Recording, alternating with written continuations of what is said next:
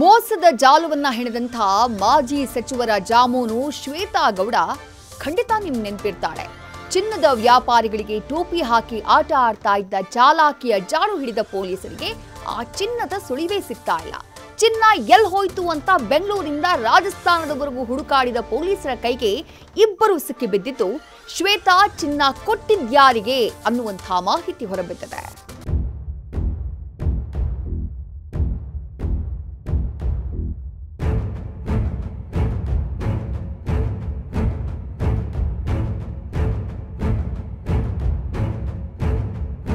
Shweta alias Shweta Gowda, Varthur Prakash ಆಪ್ತೆ, ಚಿನ್ನದ ವ್ಯಾಪಾರಿಗಳನ್ನೇ target ಮಾಡಿ ವಂಚಿಸ್ತಾ ಇದ್ದ ಚಾಲಾಕಿ ಚೋರಿ ಸ್ಟೋರಿ ಬಗೆದಷ್ಟು ಬಯಲಾಗ್ತಾನೆ ಇದೆ.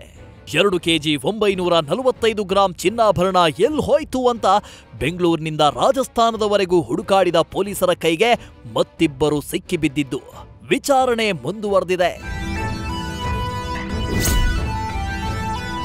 ಚಿನ್ನಾರಾಮ್, ಮೋಹನ್ ಲಾಲ್, ಶ್ವೇತಾಳಿಂದ ಚಿನ್ನ ಪಡೆದು ಪೊಲೀಸರ ಕೈಯಲ್ಲಿ ಲಾಕ್ ಆದ ಕೇಡಿಗಳು.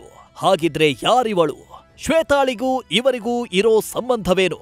ಚಿನ್ನ ಎಲ್ಲಿ ಹೋಯ್ತು ಅನ್ನೋದನ್ನ ನೋಡೋದಾದ್ರೆ, ಹೌದು, ನವರತ್ನ ಜ್ಯುವೆಲ್ಲರಿ ಮಾಲೀಕರಿಂದ 2 ಕೆಜಿ 945 ಗ್ರಾಂ ಚಿನ್ನಾಭರಣ ಪಡೆದಿದ್ದ ಶ್ವೇತಾ ಗೌಡ ಬಳಿಕ ಆ ಚಿನ್ನಾಭರಣವನ್ನ ಬಗಲ್ಗುಂಟೆಯ ರಾಮದೇವ್ ಜ್ಯುವೆಲ್ಲರಿ ಮಾಲೀಕ ಚಿನ್ನಾರಾಮ್ಗೆ ನೀಡಿರೋ ಬಗ್ಗೆ ಮಾಹಿತಿ ಸಿಕ್ಕಿದೆ. ಕಮರ್ಷಿಯಲ್ ಸ್ಟ್ರೀಟ್ ಪೊಲೀಸರು ಚಿನ್ನಾರಾಮ್ನನ್ನ ಬಂಧಿಸಿ ವಿಚಾರಣೆ ನಡೆಸಿದಾಗ ಆ ಚಿನ್ನವನ್ನ ಚಿನ್ನಾರಾಮ್ ತನ್ನ ಸಂಬಂಧಿ ಮೋಹನ್ ಲಾಲ್ ಅನ್ನೋ ವ್ಯಕ್ತಿಗೆ ನೀಡಿರೋದಾಗಿ ಮಾಹಿತಿ ನೀಡಿದ್ದ.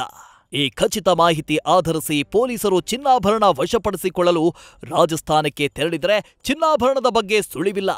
ಸದ್ಯ ಚಿನ್ನ ಪಡೆದಿದ್ದ ಎನ್ನಲಾದ ಮೋಹನ್ ಲಾಲ್ರನ್ನ ರಾಜಸ್ಥಾನದ ಜೋಧ್ಪುರದಿಂದ ಪೊಲೀಸರು ಬಂಧಿಸಿ ಕರೆತಂದಿದ್ದು 4 ದಿನಗಳ ಕಾಲ ವಶಕ್ಕೆ ಪಡೆದು ತೀವ್ರ ವಿಚಾರಣೆ ಮುಂದುವರೆಸಿದ್ದಾರೆ. ಒಟ್ಟಾರೆ ನವರತ್ನ ಜ್ಯುವೆಲ್ಲರಿ ಮಾಲೀಕ ಸಂಜಯ್ ಭಾಪ್ನ ಬಳಿ ಪಡೆದಿದ್ದ 2 ಕೆಜಿ 945 ಗ್ರಾಂ ಪೈಕಿ ರಿಕವರಿ ಆಗಿರುವುದು ಕೇವಲ 400 ಗ್ರಾಂ. ಸದ್ಯ ಪ್ರಕರಣದಲ್ಲಿ ಬಂಧಿತ ಶ್ವೇತಾ ಗೌಡ, ಚಿನ್ನಾರಾಮ್ ಮತ್ತು ಮೋಹನ್ ಲಾಲ್ ಅಕೌಂಟ್ ಟ್ರಾನ್ಸಾಕ್ಷನ್ ಪರಿಶೀಲನೆ ನಡೆಸಿದ್ರು. ಅಕೌಂಟ್ ಟ್ರಾನ್ಸಾಕ್ಷನ್ನಲ್ಲೂ ಆರೋಪಿಗಳ ನಡುವೆ ಯಾವುದೇ ವಹಿವಾಟಾಗಿಲ್ಲ. ಹೀಗಾಗಿ ಉಳಿದ ಚಿನ್ನ ಎಲ್ಲಿ ಹೋಯ್ತು ಅನ್ನೋದು ಯಕ್ಷ ಪ್ರಶ್ನೆಯಾಗಿದೆ. Shivakumar, news first, Bengaluru. News first ನಿರ್ಭೀತಿಯಿಂದ ನಿಮ್ಮ ಪರವಾಗಿ.